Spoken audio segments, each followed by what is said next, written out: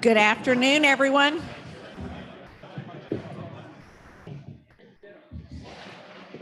Good afternoon, fellow Rotarians and guests, and welcome.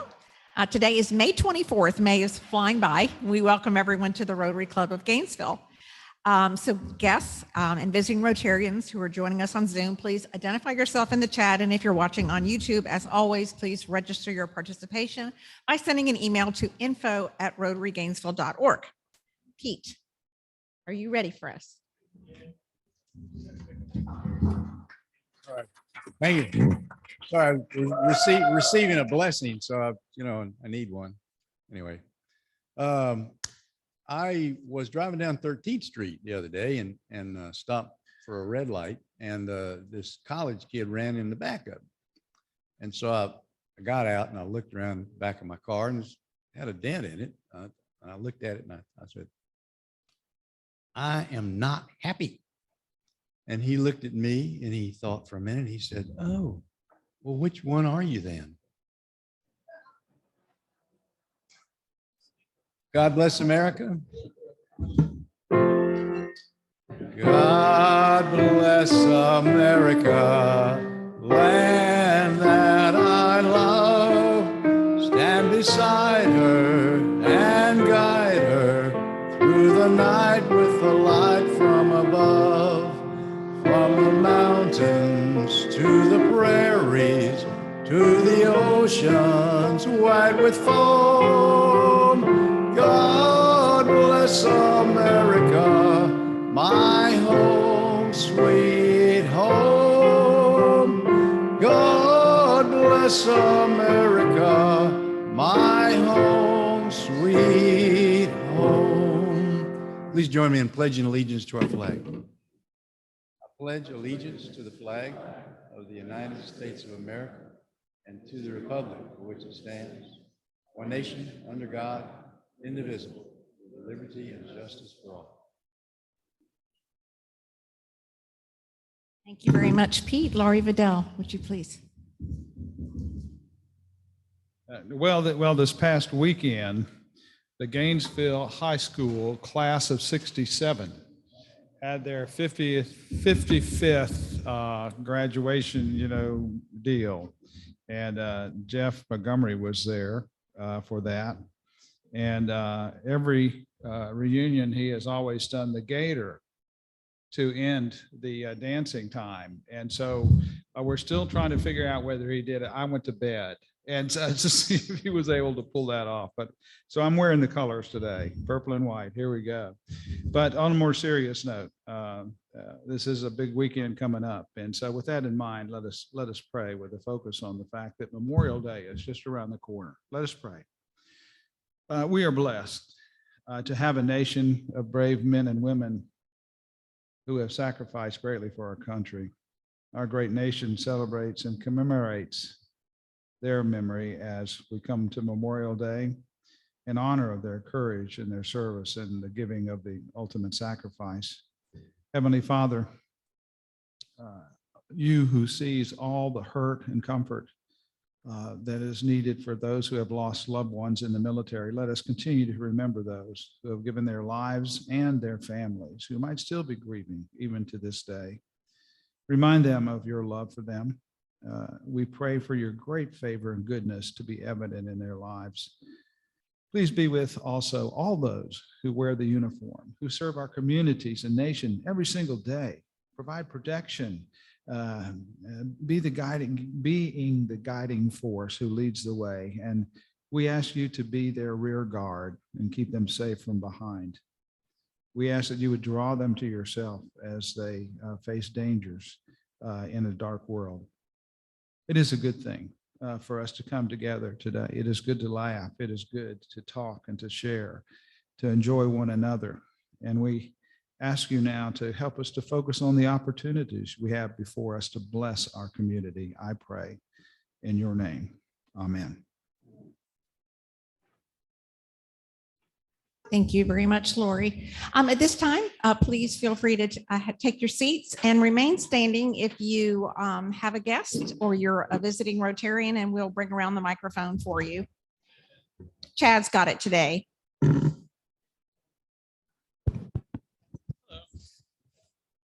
Hi, I have brought Sean Brewer. He works with me at the state attorney's office. He's been a prosecutor for about 24 years. And he graduated from University of Florida undergrad and law school. Most recently at my office, he was head of the 1020 Life Unit, which focuses on prosecuting gun crimes here. Thank you. We welcome you, Sean. Let's go to you, Michael. Yes, sir. Hi, everybody. I'm Michael Pellet. This is my friend, Brandon Peters. He is running as a country Democrat against for District 22. He's out of Levy County. I met him here at the Equality Florida Gala a couple of weekends ago, right here in this room.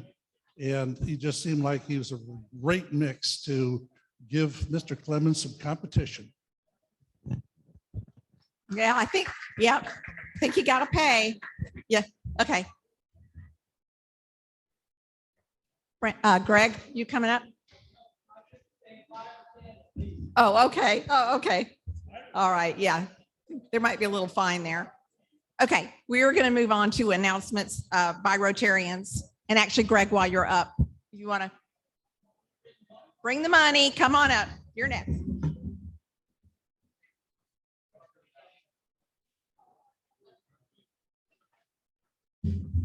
As some of you probably know, some new members may not, when you make a statement that involves a politician, there has to be money involved. So that's what that's for. Oh, 20. Thank you. Thank you so much. All right. So I have two announcements today. And did I bring up the other item? I did not. Over on the table there, it's in a FedEx. Thank you. All right. Thank you, Helen. All right. So my first announcement is most of you have probably seen that the district level has sent out a survey link. It comes from Jeffrey Michaelman. Many of you have seen that. Some of you have filled it out. You know, there's 3 clubs in Gainesville.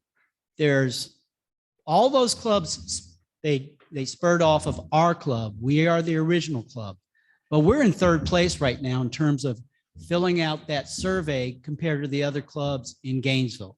So I'm going to put a little challenge out to our club that, Lori, right? Lori, we can do better than 22%. Would you agree with that? All right. So that's where we're at right now. So the other clubs in Gainesville are ahead of us, except for one. So please fill out the survey. It needs to be done by the end of the week. I think the 26th. It's in the email from Jeffrey Michaelman. If you need me to send you the link, contact me directly. I would hope we can get that done. That will benefit our club. It's district information that comes back to our club that will benefit and make this a better club so that we know what you think about our club. Right, buddy?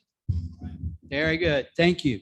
So if there's any questions, our club we're in District 6970, 6970. And the club is Gainesville. So that has to be input on there. Now, the next thing I want to do is to honor and present President David Gracie with a banner from the Rotary E-Club of Houston. When my cousin came here a while back, she didn't have this in hand. She sent it to me to make sure I could present it to our club and to President David. So President David, on behalf of the E-Club of Houston, there you go. You're welcome. And there's your 20. Bankers always like money, so thank you.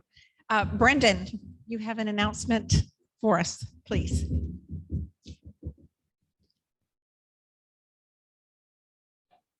Thank you, Melanie. Good afternoon, Rotarians. Really quickly here, I just received news last week that my partner in crime, who helps me take down all this wonderful equipment you see after every meeting, has transferred permanently to Tennessee for a new job. So that leaves me by myself. So I'm not complaining, but I could use a little help. So if you have a little time after a meeting, Not obligating to every meeting, so don't feel like you're going to be an indentured servant forever, but we'd love some help, please. So please come up to me after the meeting and anything can help, even on a few minutes, please. Thank you.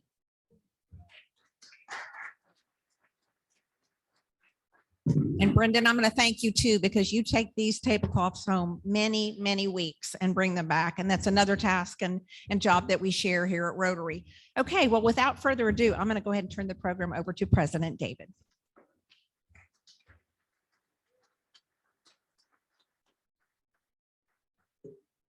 Good afternoon, fellow Rotarians and guests. Welcome. It's great to see everyone, as it is every Tuesday for me, to see you all here and to see everyone on Zoom. And I would just like to let you know that Brendan has been just so dependable with helping out, breaking down, and his partner in crime, Mike Comer, certainly was also. So we need someone to step up and kind of fill that void, hopefully permanently. But for now, today, I would just ask you if you've got a few minutes after the meeting to stick around and help out. I certainly am. And to Greg's point about the club satisfaction survey, that is something important. I had mentioned this before, that the district has been pushing that pretty heavily. It's a useful survey. It's going to help us make the club fit more what our members are looking for. That's essentially what we're doing there. So we will make sure we push that link out again today. And I believe it's actually the 29th that we have to complete that. I am going to move ahead. We've got a wonderful program today. And I'll tell you that it is not the first time that our program speaker has been a close friend of mine. We've had a handful of times that the speaker just happens to be a friend of mine, but we've intentionally stuck with our kind of modus operandi on the agenda of having that person formally introduced by someone other than me, the president. But today I have the honor of introducing my friend Eric Godet. And I'll just tell you that I've had the pleasure of knowing Eric for certainly 15 years. It's been a long time that I've gotten to know Eric, and he's become a dear friend of mine. We kind of got to know each other initially through the Rotary Club of Gainesville, our participation in this club, our participation in the Greater Gainesville Area Chamber of Commerce and Quarterback Club, a few other organizations that are important to Eric and me. But I'd say I first befriended Eric, really befriended him when we were in a casual setting at the Gainesville Quarterback Club, and we were just talking about how truly important each of those three organizations were and are to the Gainesville community, and how much each of us genuinely enjoyed the opportunity to serve in those organizations. The Quarterback Club, a little bit different, but just each of those organizations brought so much to Gainesville, and Eric and I had a mutual appreciation for those. And like I said, our friendship has grown since then, and here we are now in 2022, and Eric has been a respected and devoted leader in all three of those organizations. He's demonstrated what being a leader servant is in his participation and leadership in those organizations. And so, it's my honor to bring Eric up here. I'm going to just give you a quick little kind of more formal bio info on Eric here before we bring him up.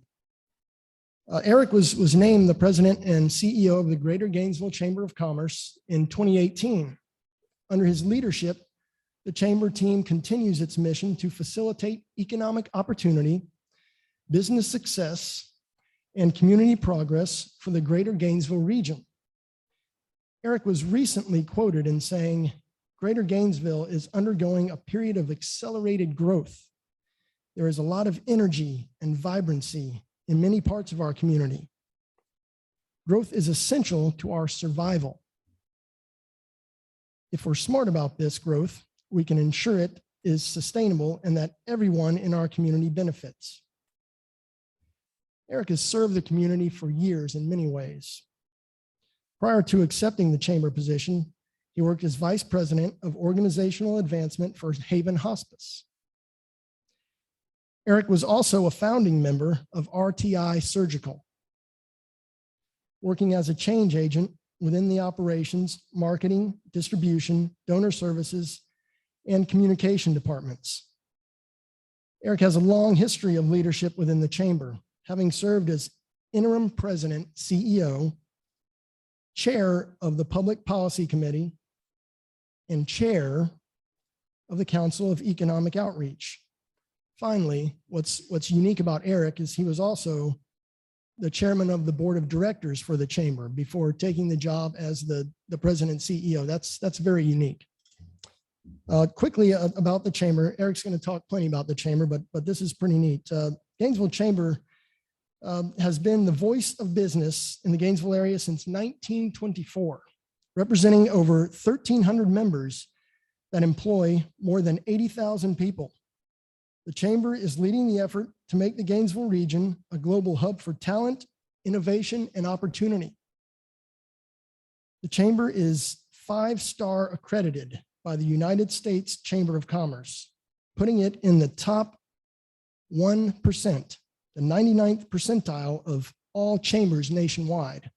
It's a pretty good organization we've got here looking out for Gainesville business development. Eric is married to Dr. Yvette Godet, a dentist here in town, and they have 2 wonderful adult sons. Please welcome Eric up to the podium.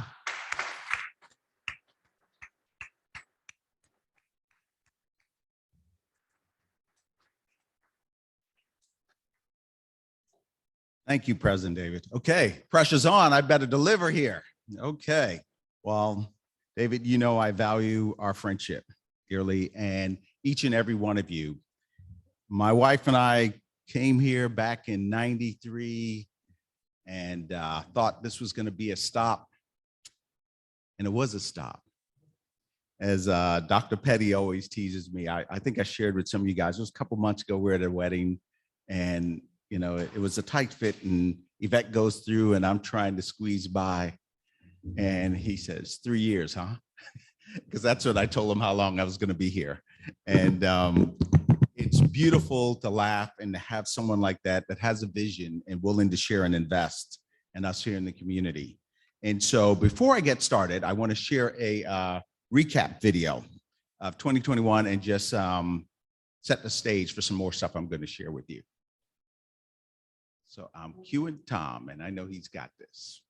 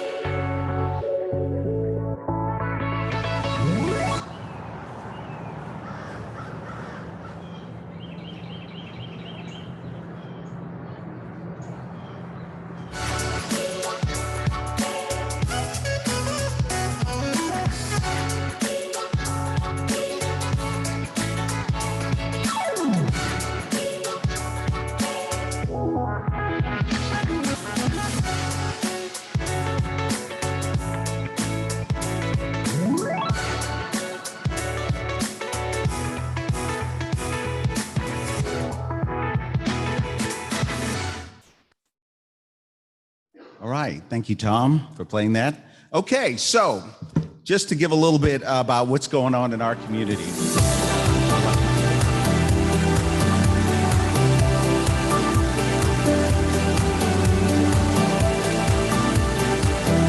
So excited to come up and share with you guys.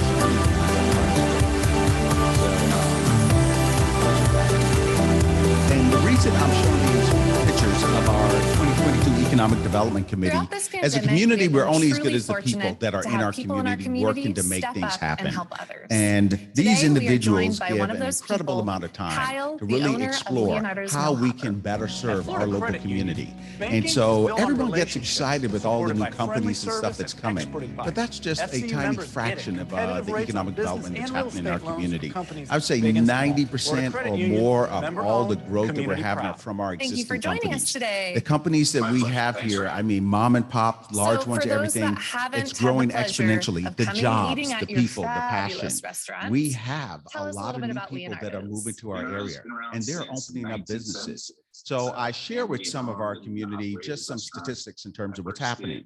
The top 5 places where people are moving to our state in the state of Florida are from New York, New Jersey, Illinois, Ohio, Pennsylvania. Wonderful. I think that's great.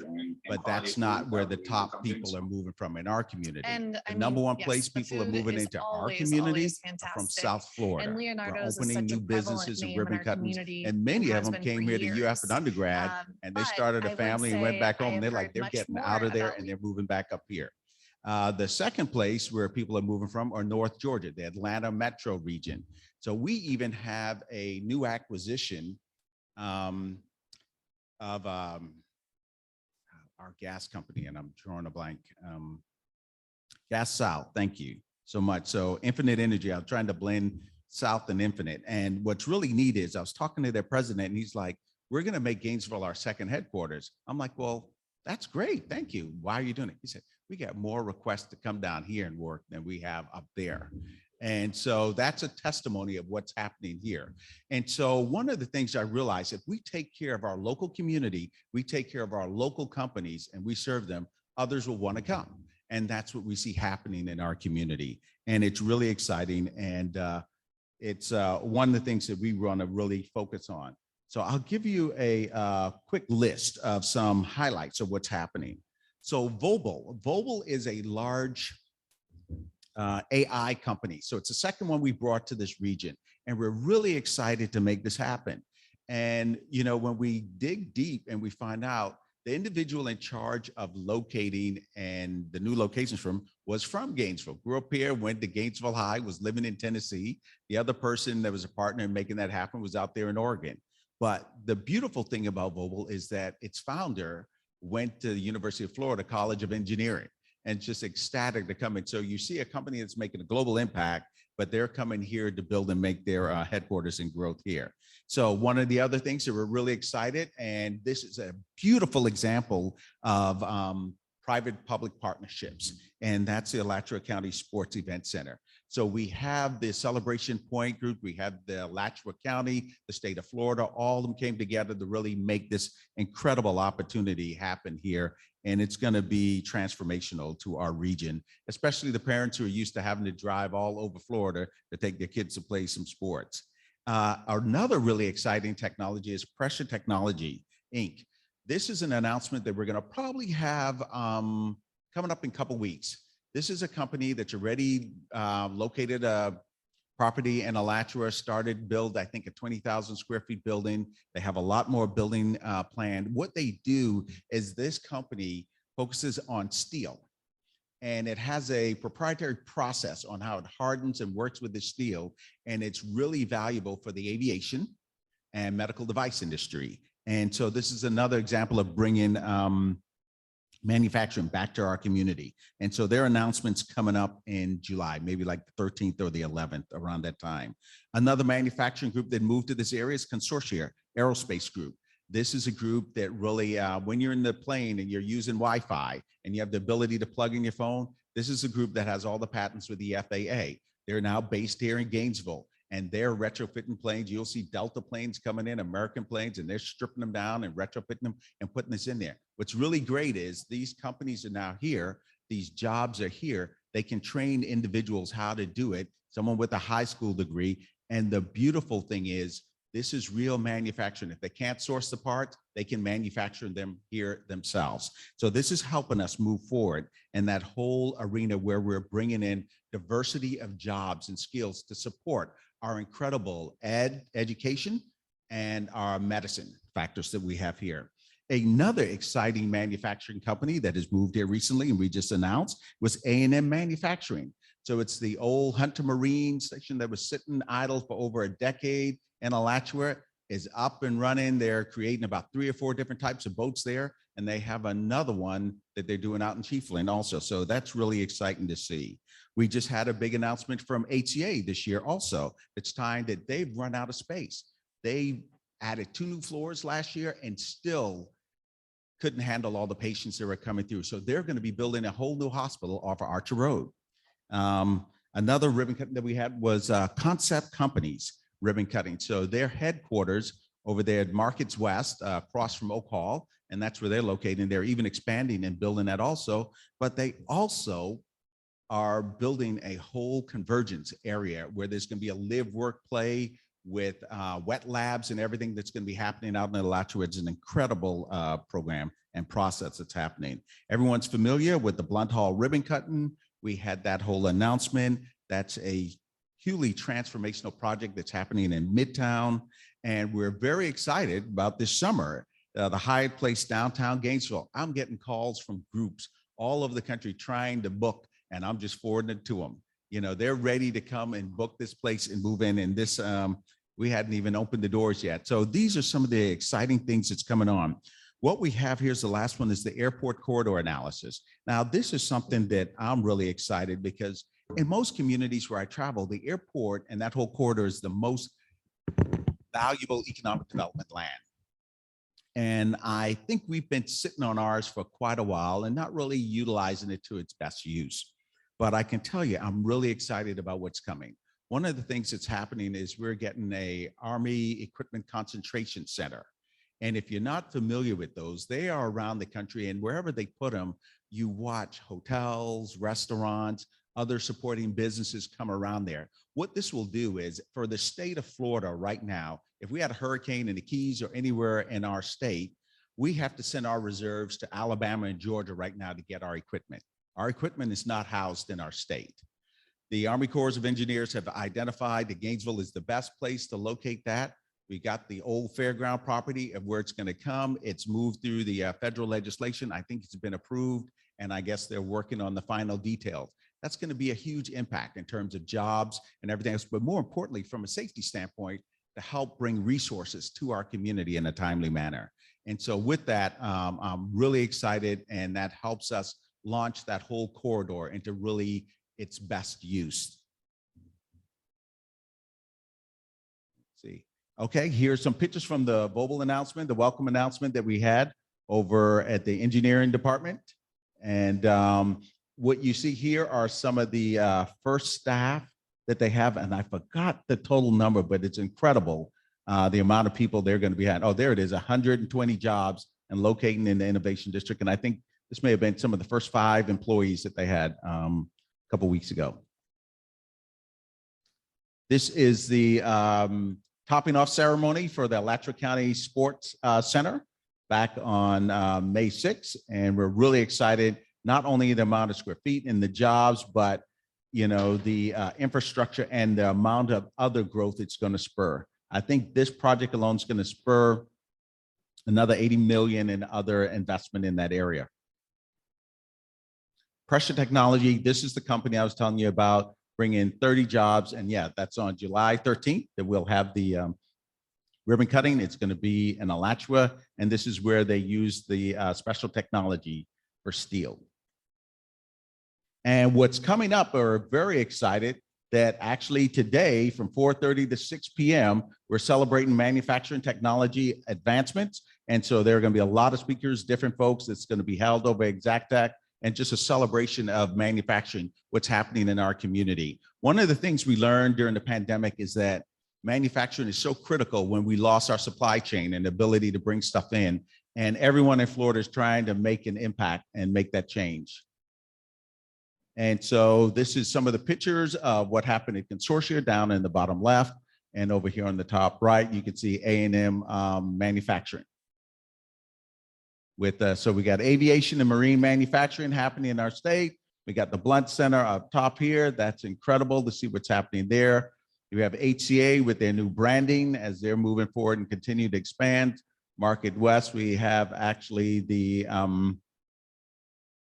ribbon cutting for another of our local companies. Here's the Hyatt Place downtown. That'll be opening up this summer. Our airport corridor gateway, that we have a lot of plans on how to expand to help bring other manufacturing jobs that can help raise the rates and level of our community.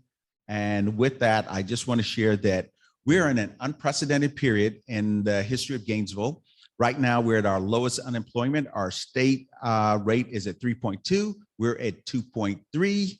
We have constant jobs growing each and every day, and they're from our local companies. And so we're operating more regionally, and we're working with our surrounding counties and regional partners because we have great jobs here that a lot of their folks want to come and fill. And so what's really exciting is that we have jobs looking for people. I think we may have like 8,700 and something open positions right now in our county, with about 3,250 something looking for jobs. So we can't just rely on our local source. We have to bring them in, and we're very strategic about that. One of the other things that's really exciting is that we're watching people make a commitment to our area because of our environment. We're watching our ecotourism. So I was talking to Tammy, and she was instrumental with Mindy and Mike and their family and their board of bringing 200 baseball teams to our community a week ago. And at the same time, we had the SEC championship going on for softball. We had a baseball game going on. We had the Florida high school athletics system having their track and field was going on. We had a tennis tournament that was going on at the same time. We had a basketball tournament going on over at Hal Brady and Alachua. I mean, and this isn't even talking about the graduations that were happening at UF. And so just trying to get an awareness of our community of all the activities and what people are coming for. Our springs are a big draw. Our prairie is another draw. It was funny, I was watching a video. I love those little YouTube clips, where it's actually one of the wild mustangs out there at the prairie and an alligator. So about 2 years ago, when my family's here, we were walking over there, and the horses came right by us with the foals and walked on by. We were out there in the prairie, and it was amazing. And so this family was videotaping, and the horses were ready to hit their trail. This big alligator sitting there. The stallion comes out and taps him. He doesn't move. And then the gator looked like he wants to bite him. He tapped him again hard, and that gator took off. The wildlife, the beauty. I'm sitting in my backyard, and here comes a little fox. My niece, who just graduated from UF, she's sitting over there, and she saw the little baby foxes come by. You can see turkeys. We have this beautiful community, this incredible environment that we've taken care of, and we need to continue to prioritize. And what we're seeing is a huge ecotourism. So when we looked at a lot of our hotels, what we found out in our hospitality group, many of them were booked with people coming to visit our environment during that period in time. So I just feel truly blessed to be here, truly blessed to speak to you guys. And President David, I'll open it up for questions unless I've overrun my time. Okay.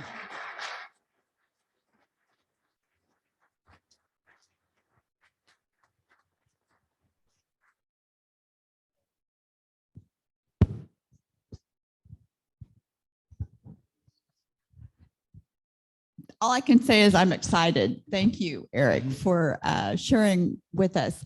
Couple of questions quickly. The ribbon cutting events. Now, I know that the word was put out that we were invited to the ribbon cutting for the Blount Center and things like that. Is the general public invited to those events? Absolutely. Okay. And then does the chamber have updates on their website concerning all of these particular growths and companies and what's going on with them and their trajectory? Yes, thank you so much for that question. Not only on the website, there's also a update journal that comes out and a newsletter, and all this stuff's on the website where you can be updated. And we also have economic development updates for the community once a quarter also. And so all that stuff can be found and located on the website. Great question. Jack, you get two over here. Eric, tell us more about pressure companies that'll do something with steel, please? So yeah, they have a proprietary process in terms of how they can really strengthen steel in a way that's kind of unprecedented. And that's why you find the aviation industry, medical device and everything really excited about it. And you're gonna probably hear a lot more about it at their ribbon cutting. We try to be respectful and share what they will allow. Some of them won't even let us use their name and it's just the code, but they've allowed us to go a little bit more than that. But Dr. Cawthorn, you're right. You're going to hear a lot more, and it's really neat. These technology, we have some incredible technology companies and stuff coming out of UF right now that at the chamber we're partnering with to use and even help many of our other local companies. And I think that's really going to be the biggest opportunity in terms of manufacturing. It's the combination of technology and old industry to really take it to another level and separate yourself from the pack.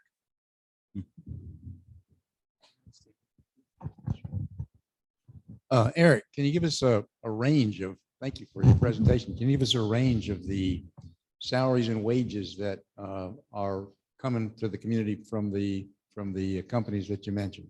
Absolutely. So depending on the company, we have some that are going to be probably hiring about 30 people this year, and they're all going to be over 100,000. Another hiring about 20 people with all over 100,000. It all depends on the company and the job. And it all depends on the experience. But the nice thing is these are jobs that are way above our normal wage range that elevates our region's annual wages. Eric, that was a wonderful presentation. Is the chamber working with the efforts that are going on in town for affordable housing? Great question. Yeah, we, I don't think a day goes by we're not working on those efforts and partnering. And we have some incredible partners here in town. Affordable housing is really a big deal. And we've been really fortunate, but we still have a lot of work to do. And so for us, a lot of what we do really doesn't get much into the politics, but we've actually had probably about 5 properties in town that used to be old student housing that we have new investors and different folks we brought into our area that totally gutted, renovated, put in HVAC, that kind of stuff. And now we have our teachers, our first responders and families living in these. And this is 5 properties that used to be student housing. That has probably been the quickest way I've seen us address a lot of our need. And so I think when it comes to affordable housing, we have to attack it from every approach. It's kind of like homelessness. You can't just have a one approach. You have to, and I'm watching us do things that other communities aren't. You know, we have a lot of people get upset about the high-rise apartments in these fancy places our students are going to. I love it because they're opening up all of the old student housing, and that's becoming our affordable housing and helping us out tremendously. So we have first responders who used to go out of the county and used to leave that are now here with their families. Great question. Thank you. It is exciting to hear all the new activities that are going on, and going back to the Friendship 7 and the opportunity for more than 1,000 jobs coming in.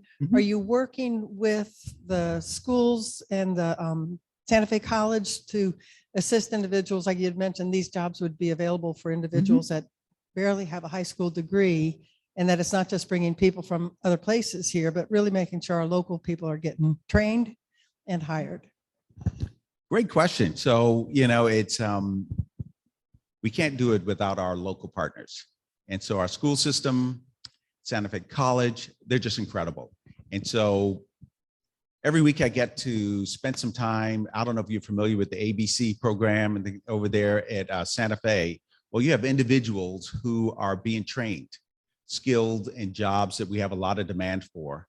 And it's total wraparound services, providing daycare for their kids or childcare, even if they're there in the evening. And there's nothing more exciting than to see and hear one of them get a job in our community that's paying a great wage, where many of them were working multiple jobs just trying to make a living.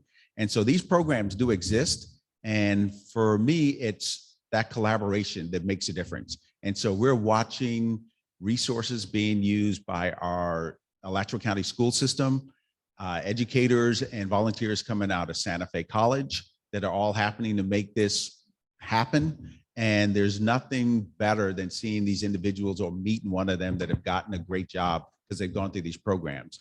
These programs have expanded from everything from construction to, I think in the next session, they're going to be even doing stuff with healthcare, like phlebotomy and different stuff, and helping them where there's a lot of demand, much higher wages than they're currently making, and a better lifestyle. Thank you for that question. Eric, thank you so much. My organization is one of the beneficiaries, recently joined the chamber, and I loved it. It's really welcoming. So I just want to say thank you for that. My question, because I'm looking at the time, it's going to be a two-part question coming from affordable housing. I teach in prison, and I'm seeing teaching people with disabilities, and they're soon going to be returning citizens, for example. So some of them haven't worked for 40 years. Some of them have disability, and then some of them don't even have family. So what is the plan for that population in terms of housing? And all of these jobs are coming, are they accommodating people with disabilities? Great question, Jacob. So first, you know, in the those formerly incarcerated, there was a lot of work happening pre-pandemic in the prisons and helping getting them jobs before they came out. A lot of that has slowed down since the pandemic, and I don't know when we'll be able to operate the way we did before. Hopefully that's going to come soon, because we need to help everyone get a position in a job, because that's needed. Talking about those that are medically disadvantaged or having challenges, it is a priority for us. When we talk about inclusive Gainesville, we're, you know, at the chamber, we're including everyone, especially our, what I call our community members that really need the most help. And these are the individuals. So I can tell you, we're very involved with Gainesville Opportunity Center. And Brett Buell can tell you that we're always putting them in front of our different corporations and many of our larger ones, and creating opportunities for individuals to really have a position in those companies, learn that career, have the support, and then be able to handle it on their own. So for us, we really see ourselves as that convener to make sure we connect those dots. And we've watched that expand from different companies and careers, and all these organizations take a lot of pride and helping our most disadvantaged really have an opportunity and a leg up. It's, you know, we're only as strong as our weakest link. And if we aren't taking care of our, you know, our disadvantaged and those who are in most need, you know, we're falling short as a community. So thank you. Yeah, that's a priority for us, and we'll continue to keep doing it.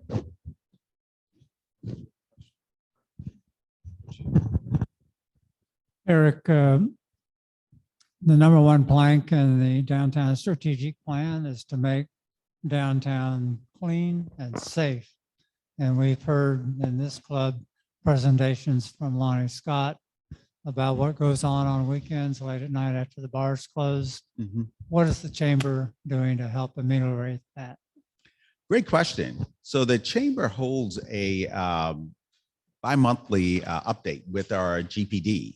And we have many members in the community that get on there where we get updates, we share information, and anyone can ask questions. One of the first things we did was really coordinate with GPD to make sure that we were pushing out throughout all the regions, all the sergeants, all the lieutenants, all the captains, everyone from that region, to make sure that those relationships are there before something happens. So if you see something that needs to be addressed, you have a picture, you have their phone number, you have that ability to make these things happen, to address them in a timely manner with the correct individual. Also, with these conversations that we have, many individuals are able to bring up those challenges and issues, and they can be addressed. So we have usually the whole leadership from GPD that's on that Zoom call. And we've been doing that, I would say, the last year and a half, maybe close to 2 years. So thank you. Eric, quick question. Where is the new HCA hospital going to be on Archer Road? Pretty close to the intersection, I-75 and Archer. So you won't have to go that far. Great question. They might.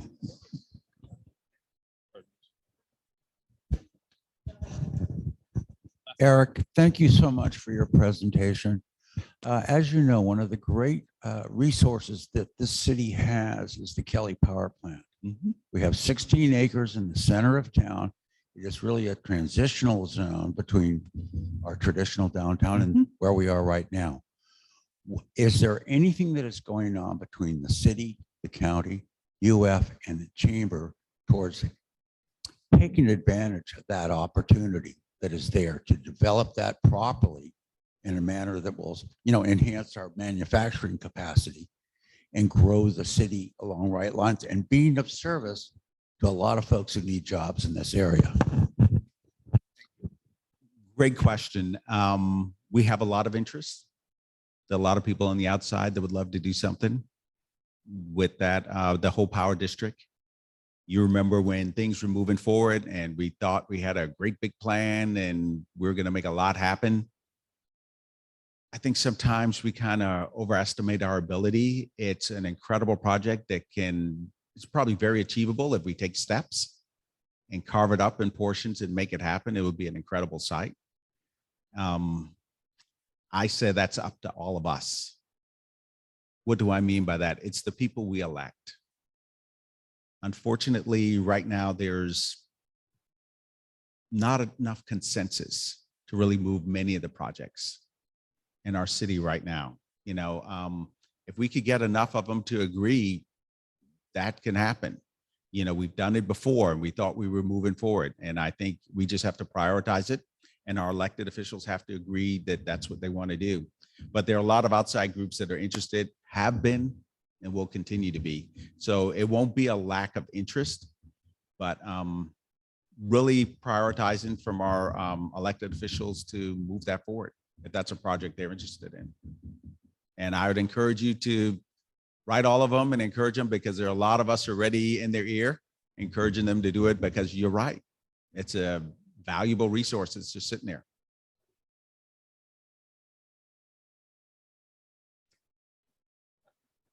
No, what I'm saying, the group that has the authority to do it are the elected officials, not you and I. So I can bring as many groups that want to have a plan. Until it's approved, nothing's going to happen.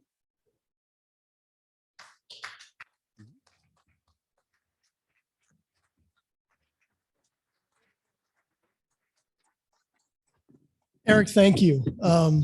Mike, that was some good questioning. I think, Eric, you kind of, you brought something out that I wanted to bring up now is that I think the Gainesville Chamber does a great job, not just with business growth, but what I see as managed kind of conscientious growth, where you certainly do have an eye to the environment and to the Gainesville community as a whole. And that's a whole nother thing that's really hard to do, but your organization does that. And Eric, you're a special human. You're a great friend to me. We're blessed to have you as a member of this club, a member of the community. And man, you exemplify both sides of this coin: service above self, the four-way test, the way Eric conducts himself. Is it the truth? Is it fair to all concerned? Will it build goodwill and better friendships? Will it be beneficial to all concerned? Let's give Eric another round of applause.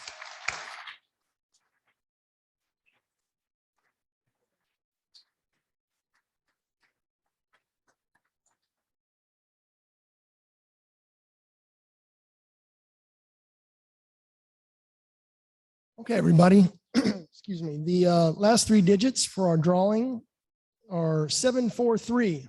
Have a great week. See you next Tuesday.